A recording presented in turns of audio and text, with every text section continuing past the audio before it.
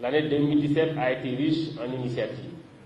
À titre d'illustration, l'atteinte de l'objectif général de contribuer au renforcement de la sécurité, à la consolidation de notre modèle démocratique à l'administration des territoires a permis, pour la sécurité publique, de constater, pour s'en satisfaire, une baisse remarquable du taux de criminalité.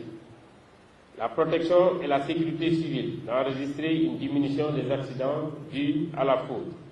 L'administration territoriale déterminer la réflexion sur certains textes législatifs et réglementaires dont l'adoption devrait produire un impact réel sur les populations à travers une gouvernance des territoires de mieux en mieux homogène.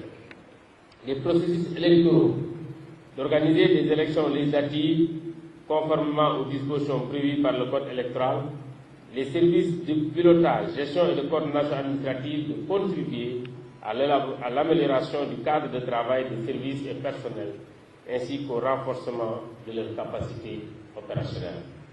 Ainsi donc, malgré quelques difficultés, au demeurant inhérentes à toute œuvre humaine, je peux objectivement affirmer que l'année écoulée a été satisfaisante dans l'ensemble. Aussi, sans vraiment verser dans une certaine autoglorification, les objectifs assignés au département ont été atteints pour l'essentiel. Mesdames et messieurs, les quelques mois que je viens de passer à la tête du ministère de l'Intérieur ont davantage affiné mon appréciation sur l'étendue de la tâche. Ayant trouvé en vous des hommes et des femmes de devoir et de qualité, je demeure convaincu que les nombreux et inlassables défis qui nous assaillent pourront être relevés. Concrètement, les efforts à mener en permanence devront permettre au cours de l'année d'engranger des résultats probants, parmi lesquels une progression de la baisse du taux de criminalité, une diminution substantielle des pertes dues au risque de catastrophes naturelles et d'accidents courants, un renforcement de la gouvernance territoriale, une gestion transparente des opérations électorales.